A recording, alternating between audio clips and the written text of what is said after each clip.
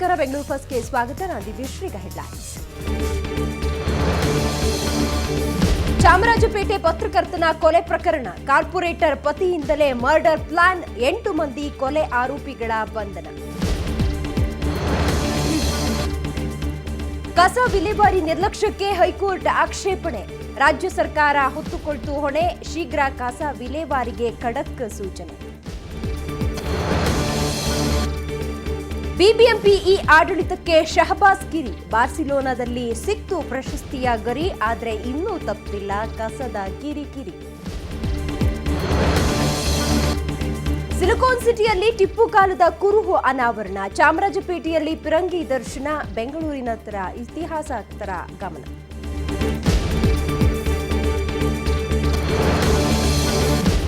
ನಾಳೆ ಶುರುವಾಗಲಿದೆ ಭಟ್ಟರ ಡ್ರಾಮಾ, ಜೊತೆಗೆ ಬರಲಿದೆ ಭೂಗತ ಲೋಕದ ಎದೆಗಾರಿಕೆ ಸಿನಿಮಾ, ಸಿನಿ ರಸಿಕರಿಗೆ ಕಾಮಿಡಿ ಆಕ್ಷನ್ ಚಿತ್ರಗಳ ಹಂಗಾಮ.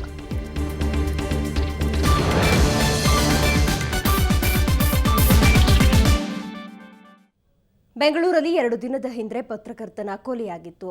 ಆಗಲೇ ಅಲರ್ಟ್ ಆಗಿದ್ದ ಪೊಲೀಸರು ಇವತ್ತು 8 ಮಂದಿಯನ್ನ ಅರೆಸ್ಟ್ ಮಾಡಿದ್ದಾರೆ. ವಿಶೇಷ ಅಂದರೆ ಇದರಲ್ಲಿ ಕಾರ್ಪೊರೇಟರ್ ಒಬ್ಬರ ಪತಿಯ ಕೈವಾಡವಿರುವುದು ಬೆಳಕಿಗೆ ಬಂದಿದೆ.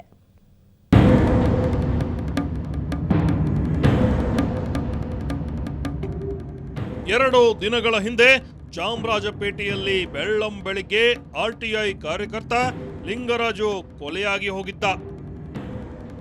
ಈ ಪ್ರಕರಣದಿಂದ ಇಡೀ ಬೆಂಗಳೂರು ಬೆಚ್ಚಿ ಬಿದ್ದಿತ್ತು. ಸದ್ಯ ಈ ಪ್ರಕರಣವನ್ನ ಪೊಲೀಸರು ಭೇದಿಸಿದ್ದು 8 ಜನ ಆರೋಪಿಗಳನ್ನ ಬಂಧಿಸಿದ್ದಾರೆ. ವಿಶೇಷ ಅಂದ್ರೆ ಕೊಲೆಯ ಹಿಂದೆ ಲೇಡಿ ಕಾರ್ಪೊರೇಟರ್ ಗಂಡನ ಕೈವಾಡವಿರೋ ಅಂಶ ಬೆಳಕಿಗೆ ಬಂದಿದೆ. ಇತ್ತೀಚೆಗೆ ಲೋಕಾಯುಕ್ತದವರು ಮಾಹಿತಿ ನೀಡಿ ತನ್ನ ಮನೆಯ ಮೇಲೆ ದಾಳಿ ಮಾಡಿಸಿ ಕಿರುಕುಳ ನೀಡಿಸುತ್ತಿದ್ದಾರೆಂದು ಭಾವಿಸಿ ಈತನಿಂದ ತಮಗೆ ತುಂಬ ತೊಂದರೆಯಾಗುತ್ತದೆಂದು ಈ ಗೋವಿಂದರಾಜುರವರು ಈ ಅಪರಾಧಿಗಳಿಗೆ ಹಣ ಕೊಟ್ಟು ಸುಪಾರಿ ಕೊಟ್ಟು ಇದನ್ನು ಮಾಡಿಸಿದ್ದಾರೆ. ಒಟ್ಟು 15 ಲಕ್ಷ ರೂಪಾಯಿ ಕೊಡುತ್ತೇನೆ ಕೊಲೆ ಮಾಡಲಿಕ್ಕೆ ಅಂತ ಅವರು ಅಪರಾಧಿಗಳಿಗೆ ಹೇಳಿ ಮುಂಗಡವಾಗಿ ಅವರಿಗೆ 2,50,000 ರೂಪಾಯಿ ಕೊಟ್ಟಿದ್ದಾರೆ. ಕೊಲೆಯಾದ ಲಿಂಗರಾಜ್ ಮಹಾ ಪ್ರಚಂಡ ಅನ್ನೋ ಪತ್ರಿಕೆ ನಡೆಸುತ್ತಿದ್ದ. ಅದರಲ್ಲಿ ಆಜಾದ್ ನಗರ್ ಕಾರ್ಪೊರೇಟರ್ ಗೌರಮ್ಮನ ಪತಿ ಗೋವಿಂದರಾಜು ಬಗ್ಗೆ ಲೇಖನ ಪ್ರಕಟಿಸುತ್ತಿದ್ದ.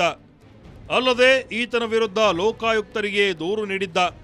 ಹೀಗಾಗಿ ಕಳೆದ ವಾರ ಲೋಕಾಯುಕ್ತರು ಗೌರಮ್ಮನ ನಿವಾಸ ಹಾಗೂ ಕಚೇರಿಗಳ ಮೇಲೆ ದಾಳಿ ಮಾಡಿದ್ರು. ದಾಳಿ ವೇಳೆ ಅಪಾರ ಪ್ರಮಾಣದ ನಗನಾಣ್ಯ ಪತ್ತೆಯಾಗಿತ್ತು. ಈ ದ್ವೇಷದ ಹಿನ್ನೆಲೆಯಲ್ಲಿ ಲಿಂಗರಾಜು ಹತ್ಯೆಗೆ ಗೋವಿಂದ 15 ಲಕ್ಷ ರೂಪಾಯಿ ಸುಪಾರಿ ಕೊಟ್ಟಿದ್ದಂತೆ. ಆ ಪ್ರದೇಶದ ಕಾರ್ಪೊರೇಟರ್ ಅವರ ಗಂಡನಾಗಿದ್ದು ಈ ಲಿಂಗರಾಜು ಅವರು ಅವರಿಗೆ ತೊಂದರೆ ನೀಡುತ್ತಿರುವುದರಿಂದ ಗೋವಿಂದರಾಜ್ ಎಂಬುವರು ಈ ಉಳಿದ ಆರೋಪಿಗಳ ಜೊತೆ ಸೇರಿ ಒಳಸಂಚನ್ನು ಮಾಡಿ ಅವರಿಗೆ ಲಿಂಗರಾಜನ್ನು ಕೊಲೆ ಮಾಡಲು ಸುಪಾರಿ ನೀಡಿ ಈ ಕೃತ್ಯವನ್ನು ಎಸಗಿರುತ್ತಾನೆಂದು ತಿಳಿದು ಬಂದಿರುತ್ತದೆ.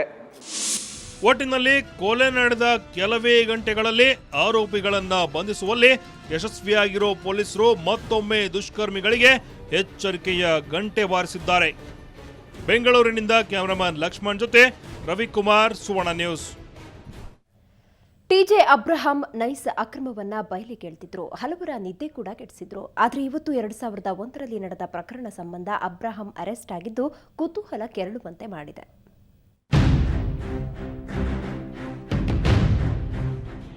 ಟಿಜೆ ಅಬ್ರಹಾಂ ನೈಸ್ ಅಕ್ರಮ ವ್ಯವಹಾರದ ವಿರುದ್ಧ ಕಾನೂನು ಸಮರಕ್ಕಿಳಿದು ಮಾಜಿ ಸಿಎಂಗಳ ವಿರುದ್ಧ ಖಾಸಗಿ ದೂರು ದಾಖಲಿಸಿದ್ದರು. ಈ ಸಂಬಂಧ ಲೋಕಾಯುಕ್ತ ಕೋರ್ಟ್ ತನಿಖೆಗೆ ಆದೇಶಿಸಿತ್ತು. ಇದು ದೇಶದಾದ್ಯಂತ ಸುದ್ದಿಯಾಗಿತ್ತು. ಇದರ ಬೆನ್ನಲ್ಲೇ ಇವತ್ತು ಸಾಮಾಜಿಕ ಕಾರ್ಯಕರ್ತ ಹಾಗೂ ವಕೀಲ ಟಿಜೆ ಅಬ್ರಹಾಂ ಅರೆಸ್ಟ್ ಆಗಿದ್ದಾರೆ. ಇದಕ್ಕೆ ಕಾರಣವಾಗಿದ್ದು 2001ರಲ್ಲಿ ಬಾಣಸವಾಡಿ ವ್ಯಾಪ್ತಿಯ ಆರ್ಎಸ್ ಪಾಳ್ಯದಲ್ಲಿ ನಡೆದ ಒಂದು ಹಲ್ಲೆ ಬೆದರಿಕೆ. ಅಂದು ರಾಜನ್ ಚೌಧರಿ ಎಂಬುವವರ ಜೊತೆ ಕ್ಷುಲ್ಲಕ ಕಾರಣಕ್ಕೆ ಜಗಳ ನಡೆದಿತ್ತು. ಆಗ ಅಬ್ರಹಾಂ ಬ್ಯಾಟ್ನಿಂದ ಹೊಡೆಯೋದಾಗಿ ಹೇಳಿದ್ರಂತೆ. ಈ ಸಂಬಂಧ ಜೈಲಿಗೂ ಹೋಗಿ ಬಂದಿದ್ದಾರೆ. ಆದರೆ ಇದಾದ ನಂತರ ಅಬ್ರಹಾಂ ನ್ಯಾಯಾಲಯಕ್ಕೆ ಹಾಜರಾಗಿರಲಿಲ್ಲ. ಹೀಗಾಗಿ ಇವತ್ತು ಬಾಣಸವಾಡಿ ಪೊಲೀಸರು ಟಿಜೆ ಅಬ್ರಹಾಂ ಅವರನ್ನ ಬಂಧಿಸಿ ಮೇಯೋ ಹಾಲ್ ಕೋರ್ಟ್ಗೆ ಹಾಜರುಪಡಿಸಿದ್ದರು. ಕೇಸು ಅವರು ಗ್ರೀವಿಯಸ್ ಹರ್ಟ್ ಮೇಲೆ ಕೇಸ್ ಹಾಕ್ಕೊಂಡಿದ್ದಾರೆ ಸರ್. ಅದು 2001 ಆಗಿದ್ದ ಕೇಸು. 2001 ಆಗಿದ್ದ ಕೇಸ್ನ ಈಗ TJ ಅಬ್ರಹಾಂ ಸರು ತುಂಬ ಇದು ಮಾಡ್ತಾ ಇದ್ದಾರೆ, ಪಬ್ಲಿಕ್ ಇಂಟ್ರೆಸ್ಟ್ ಲಿಟಿಗೇಷನ್ ಕೇಸಸ್ ಹಾಕ್ಕೊಂಡಿದ್ದಾರೆ ಅನ್ನೋ ಕಾರಣಕ್ಕೆ ಕೆಲವರು ಬೇಕಾಗೆ ಇದು ಮಾಡಿರೋದು. ಮೋರ್ ಓವರ್ ಈ ಕೇಸ್ಗೆ ಇಂಟಿಮೇಷನ್ ಇಲ್ಲ, ಏನೂ ಇಲ್ಲ, ಸಮನ್ಸ್ ಕೊಟ್ಟಿಲ್ಲ, ಏನೂ ಕೊಟ್ಟಿಲ್ಲ. ಬೆಳಗ್ಗೆ ಬಂದರು, ಕರ್ಕೊಂಡು ಬಂದರು ಕೋರ್ಟ್ಗೆ ಅಷ್ಟೇ. ವಿಚಾರಣೆ ನಡೆಸಿದ ನ್ಯಾಯಾಧೀಶ ರಾಜು ಗೌಡ TJ ಅಬ್ರಹಾಂಗೆ ಡಿಸೆಂಬರ್ 4ರವರೆಗೂ ನ್ಯಾಯಾಂಗ ಬಂಧನಕ್ಕೆ ಆದೇಶ ಹೊರಡಿಸಿದ್ದಾರೆ. ಇನ್ನೊಂದೆಡೆ ಜಾಮೀನು ಅರ್ಜಿ ವಿಚಾರಣೆಯನ್ನ ನಾಳೆಗೆ ಮುಂದೂಡಲಾಗಿದೆ. ಆದರೆ ಇದೆಲ್ಲ ನನ್ನ ಮೇಲೆ ನಡೀತಾ ಇರೋ ವ್ಯವಸ್ಥಿತ ಷಡ್ಯಂತ್ರ ಅಂತ TJ ಅಬ್ರಹಾಂ ಆರೋಪಿಸಿದ್ದಾರೆ. ಇದಕ್ಕೂ ನಾನು ಸ್ಪಷ್ಟವಾಗಿ ಮಾಧ್ಯಮದ ಮುಂದೆ ನಾನು ಬಂದು ಹೇಳಿದ್ದೆ, ಇದು ನನ್ನ ವಿರುದ್ಧ ಷಡ್ಯಂತ್ರ ನಡೀತಾ ಇದೆ. ಹೋಮ್ ಮಿನಿಸ್ಟರ್ ನೇರವಾಗಿ ಆ್ಯಸ್ ಅಶ್ಯೂರ್ಡ್ ಕೆನಿಗೆ ಅಶ್ಯೂರೆನ್ಸ್ ಕೊಟ್ಟಿದ್ದಾರೆ, ನನ್ನನ್ನು ಈ ಕೇಸಿಂದ ದೂರ ಇಡ್ತೀನಿ ಅಂತ. ಆ ಒಂದು ಪ್ರಯತ್ನದಲ್ಲಿ ಸಕ್ಸೀಡ್ ಆಗಿದ್ದಾರೆ ಅಂತ ಅಂದ್ಕೊಂಡಿದ್ದಾರೆ. ಆಗಲ್ಲ. I am going to continue to fight the case, don't worry. ರೈತ ಸಂಘದ ಮುಖಂಡ ಕೋಡಿಹಳ್ಳಿ ಚಂದ್ರಶೇಖರ್ ಕೂಡ ಅಸಮಾಧಾನ ವ್ಯಕ್ತಪಡಿಸಿದ್ದಾರೆ. ಇವರೊಬ್ಬ ಸಾಮಾಜಿಕ ಜವಾಬ್ದಾರಿ ಹೊತ್ತು ನ್ಯಾಯಾಲಯಕ್ಕೆ ಹಾಜರಾಗಿದ್ದೇ ತಪ್ಪು, ಆಗಬಾರ್ದಾಗಿತ್ತು, ಇದುವರೆಗೆ ಏನೂ ಆಗಿರಲಿಲ್ಲ ಅನ್ನೋ ಮನಸ್ಥಿತಿಯನ್ನು ಹೊಂದಿದವರು ಈ ಕೆಲಸವನ್ನು ಮಾಡೋದಕ್ಕೆ ಪ್ರಯತ್ನ ಮಾಡಿದ್ದಾರೆ. ಇದರಿಂದ ಏನೂ ಆಗಲ್ಲ. 2 ದಿವಸ ಜೈಲಲ್ಲಿದ್ದರೆ ಏನೇನು ಪ್ರಳಯ ಆಗೋದಿಲ್ಲ. ಬರ್ತಾರೆ, ಅವರು ನ್ಯಾಯಯುತವಾದಂಥ ಮಾರ್ಗದಲ್ಲಿ ಫೈಟ್ ಮಾಡ್ತಾರೆ. ಒಟ್ಟಿನಲ್ಲಿ 11 ವರ್ಷಗಳ ಬಳಿಕ ಹಲ್ಲೆ ಬೆದರಿಕೆ ಪ್ರಕರಣವೊಂದರಲ್ಲಿ TJ ಅಬ್ರಹಾಂ ಅವರನ್ನ ಜೈಲಿಗೆ ಕಳುಹಿಸಲಾಗಿದೆ.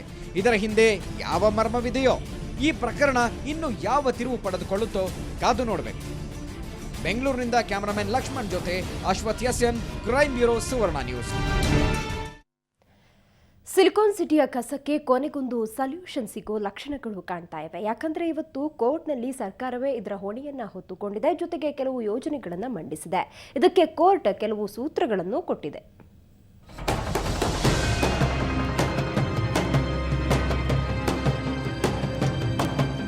ಬಿಬಿಎಂಪಿ ಕಸದ ಸಮಸ್ಯೆಗೆ ಕೊನೆಗೂ ಒಂದು ಅಂತ್ಯ ಕಾಣುವ ಸೂಚನೆ ಸಿಕ್ಕಿದೆ. ಯಾಕೆಂದ್ರೆ ಇದುವರೆಗೂ ಕಸದ ಸಮಸ್ಯೆ ಬಿಬಿಎಂಪಿ ಸಮಸ್ಯೆ ಅಂತ ರಾಜ್ಯ ಸರ್ಕಾರ ಕಣ್ಮುಚ್ಚಿ ಕೂತಿತ್ತು. ಆದ್ರೆ ಇವತ್ತು ಹೈಕೋರ್ಟ್ನಲ್ಲಿ ನಡೆದ ವಿಚಾರಣೆ ವೇಳೆ ರಾಜ್ಯ ಸರ್ಕಾರ ಕಸದ ಸಮಸ್ಯೆಗೆ ಸಾಮೂಹಿಕ ಹೊಣೆ ಹೊತ್ತುಕೊಂಡಿದೆ. ಕೋರ್ಟ್ನಲ್ಲಿ ಸರ್ಕಾರದ ವಾದ, ಕಸ ವಿಲೇವಾರಿಗೆ ಕೈಗೊಂಡಿರುವ ಕ್ರಮಗಳ ಬಗ್ಗೆ ರಾಜ್ಯ ಸರ್ಕಾರದ ಅಡ್ವೊಕೇಟ್ ಜನರಲ್ ವಾದ ಮಂಡಿಸಿದ್ರು. ಈಗಾಗಲೇ ನಾವು 8 ಸ್ಥಳಗಳನ್ನ ಗುರುತಿಸಿದ್ದೇವೆ. ಅದರಲ್ಲಿ ಚಿಕ್ಕಮಂಗಳ ಹತ್ತಿರ 94.35 ಎಕರೆ ಜಮೀನು ಸ್ವಾಧೀನಕ್ಕೆ ಮಾಲಿನ್ಯ ನಿಯಂತ್ರಣ ಮಂಡಳಿ ಸಹ ಗ್ರೀನ್ ಸಿಗ್ನಲ್ ನೀಡಿದೆ. ಹೀಗಾಗಿ ಒಣ ತ್ಯಾಜ್ಯವನ್ನ ಚಿಕ್ಕಮಂಗಲದಲ್ಲಿ ವಿಲೇವಾರಿ ಮಾಡಬಹುದು, ಇನ್ನು ಹಸಿ ತ್ಯಾಜ್ಯವನ್ನ ಮಂಡೂರು ಬಳಿ ವಿಲೇವಾರಿ ಮಾಡಬಹುದು ಅಂತ ಹೇಳಿದ್ರು. ಇದಕ್ಕೆ ಬಿಬಿಎಂಪಿ ವಕೀಲರು ಸಹ ಸಾಥ್ ನೀಡಿದ್ರು. ಹೈಕೋರ್ಟ್ ಸೂತ್ರಗಳು. ಸರ್ಕಾರ ಬಿಬಿಎಂಪಿ ವಾದವನ್ನ ಕೇಳಿದ ಹೈಕೋರ್ಟ್ ಇನ್ನು ಮುಂದೆ ಒಣ ಹಾಗೂ ಹಸಿ ತ್ಯಾಜ್ಯವನ್ನ ವರ್ಗೀಕರಿಸಿ ಸಂಗ್ರಹಿಸಬೇಕು. ವಾರಕ್ಕೆ 2 ಬಾರಿ ಸಂಗ್ರಹಿಸಬೇಕು. ಹಸಿ ತ್ಯಾಜ್ಯವನ್ನ ಮಂಡೂರ್ ಬಳಿ ಹಾಗೂ ಒಣ ತ್ಯಾಜ್ಯವನ್ನ ಸರ್ಜಾಪುರ ಬಳಿಯ ಚಿಕ್ಕಮಂಗಲಕ್ಕೆ ವಿಲೇವಾರಿ ಮಾಡಬೇಕು. ಸರ್ಕಾರ, ಬಿಬಿಎಂಪಿ ಹಾಗೂ ಮಾಲಿನ್ಯ ನಿಯಂತ್ರಣ ಮಂಡಳಿ ಜಂಟಿಯಾಗಿ ಜನರ ಅಭಿಪ್ರಾಯ ಸಂಗ್ರಹಿಸಿ ಇನ್ನೂ 7 ಸ್ಥಳಗಳನ್ನ ಗುರುತಿಸಬೇಕು.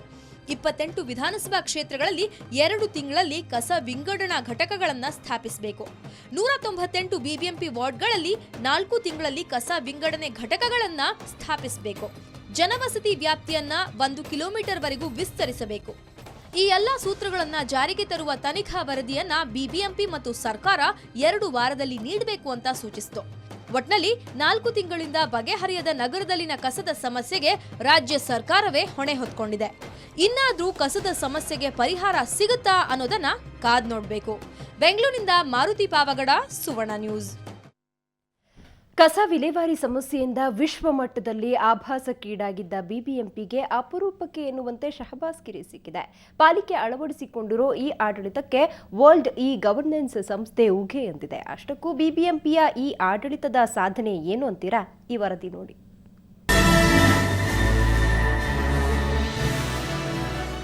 ಸದಾ ಅವ್ಯವಸ್ಥೆ, ಅವಾಂತರಗಳಿಂದಲೇ ಹೆಸರಾಗಿದ್ದ ಬಿಬಿಎಂಪಿಗೆ ಇದೀಗ ಸಂತಸದ ಕಳೆಯೊಂದು ಮೂಡಿದೆ. ಪಾಲಿಕೆಯ ಉತ್ತಮ ಆಡಳಿತಕ್ಕೆ ವಿಶ್ವಮಟ್ಟದಲ್ಲಿ ಶಹಬಾಸ್ಗಿರಿ ಸಿಕ್ಕಿದೆ. ಇತ್ತೀಚೆಗೆ ಬಾರ್ಸಿಲೋನಾದಲ್ಲಿ ನಡೆದ ಸಮ್ಮೇಳನದಲ್ಲಿ ಪಾಲಿಕೆಗೆ ಉತ್ತಮ ಆಡಳಿತದ ಪ್ರಶಸ್ತಿ ಪ್ರದಾನ ಮಾಡಲಾಗಿದೆ. GIS ತಂತ್ರಜ್ಞಾನದ ಮುಖಾಂತರ ಆಸ್ತಿಗಳಿಗೆ ಹೊಸ ಗುರುತಿನ ಸಂಖ್ಯೆ ನೀಡಿ ತೆರಿಗೆ ಸಂಗ್ರಹದಲ್ಲಿ ಸಾಧನೆ ಮಾಡಿರೋ ಹಿನ್ನೆಲೆಯಲ್ಲಿ ಈ ಪ್ರಶಸ್ತಿ ಲಭಿಸಿದೆ. ಒಟ್ಟು 4 ರಾಷ್ಟ್ರಗಳು ಯಾರು ಈ ಗವರ್ನೆನ್ಸಿಗೆ ಸಂಬಂಧಪಟ್ಟ ಹಾಗೆ ಒಳ್ಳೆ ಕೆಲಸ ಮಾಡಿದ್ದಾರೆ ಅದಕ್ಕೆ ಕೊಟ್ಟಿದ್ದಾರೆ ಮೊದಲನೇ ಪ್ರಶಸ್ತಿ. ಮತ್ತು ಆಯ್ಕೆ ಮಾಡಿದ್ದು ಕರೆದಿದ್ದು ಕೂಡ ಬೆಂಗಳೂರನ್ನು. ಅದು ಮೊದಲನೇ ತುಂಬ ಚೆನ್ನಾಗಿ ಮಾಡಿದ್ದಾರೆ. ವರ್ಲ್ಡ್ ಇ ಗವರ್ನೆನ್ಸ್ ಸಂಸ್ಥೆ ಈ ಸಮ್ಮೇಳನ ಆಯೋಜಿಸಿತ್ತು. ವಿಶ್ವದ ಒಟ್ಟು 55 ನಗರಗಳ ಪೈಕಿ ಬೆಂಗಳೂರಿಗೆ ಈ ಪ್ರಶಸ್ತಿ ಒಲಿದಿರೋದು ಹೆಮ್ಮೆಯ ವಿಚಾರ. ಇನ್ನು ಈ ಯೋಜನೆ ಜಾರಿಯಿಂದ ತೆರಿಗೆಗಳ್ಳರನ್ನ ಸುಲಭವಾಗಿ ಪತ್ತೆ ಹಚ್ಚಬಹುದು. ಅಲ್ಲದೆ ಯೋಜನೆ ಅನುಷ್ಠಾನಕ್ಕೆ ಬಂದಾಗಿನಿಂದ ಬಿಬಿಎಂಪಿ ವ್ಯಾಪ್ತಿಯ ತೆರಿಗೆ ಸಂಗ್ರಹ ದುಪ್ಪಟ್ಟಾಗಿದೆ ಅಂತಾರೆ ಪಾಲಿಕೆ ಸದಸ್ಯರು. GIS ಮೂಲಕ ನಮಗೆ ಎಲ್ಲೋ ಇದು ಮಿಸ್ಟೇಕ್ ಆಗ್ತದೆ ಅಂತ ಗೊತ್ತಾಯ್ತು. ಯಾಕಂದರೆ ಎನರ್ಜಿ ಮೀಟರ್ಸ್ದು ಕನೆಕ್ಷನ್ಸ್ ಎಷ್ಟಿದೆ ನೋಡಿದಾಗ, ವಾಟರ್ ಸಪ್ಲೈ ಮೀಟರ್ಸ್ ನೋಡಿದಾಗ ಭಾಳ ಡಿಫ್ರೆನ್ಸ್ ಕಾಣಿಸ್ತಾ ಇತ್ತು. ಆವಾಗ ನಾವು ಈ GISನ ಭಾಳ ಇದಾಗಿ ತೊಗೊಂಡು ಮಾಡಿದಾಗ 6,29,000 ಪ್ರಾಪರ್ಟಿ ಆ್ಯಡ್ ಆಯಿತು, ಟ್ಯಾಕ್ಸಿಬಲ್ ಪ್ರಾಪರ್ಟೀಸ್. ಒಟ್ಟಾರೆ ತಂತ್ರಜ್ಞಾನದ ವಿಷಯದಲ್ಲಿ ಬೆಂಗಳೂರು ವಿಶ್ವಕ್ಕೆ ಮುಕುಟದಂತಿದೆ. ಹೀಗಿರುವಾಗ ಈ ಗವರ್ನೆನ್ಸ್ ವಿಷಯದಲ್ಲಿ ಪಾಲಿಕೆಗೆ ಪ್ರಶಸ್ತಿ ಲಭಿಸಿರುವುದು ಬಿಬಿಎಂಪಿಗೆ ಮತ್ತಷ್ಟು ಹುಮ್ಮಸ್ಸು ಮೂಡಿಸಿದೆ. ಆದರೆ ಕಸದ ಸಮಸ್ಯೆ ಜಾಗತಿಕ ಮಟ್ಟದಲ್ಲಿ ಬೆಂಗಳೂರಿನ ಮರ್ಯಾದೆಯನ್ನ ಹರಾಜು ಹಾಕ್ತಿದೆ. ಬೆಂಗಳೂರಿನಿಂದ ಕ್ಯಾಮರಾ ಪರ್ಸನ್ ಪ್ರಸಾದ್ ಜೊತೆ ಅಶ್ವಿನಿ, ಸುವರ್ಣ ನ್ಯೂಸ್. ಬೆಂಗಳೂರು ಬಸ್ನಲ್ಲಿ ಈಗ ಒಂದು ಬ್ರೇಕ್.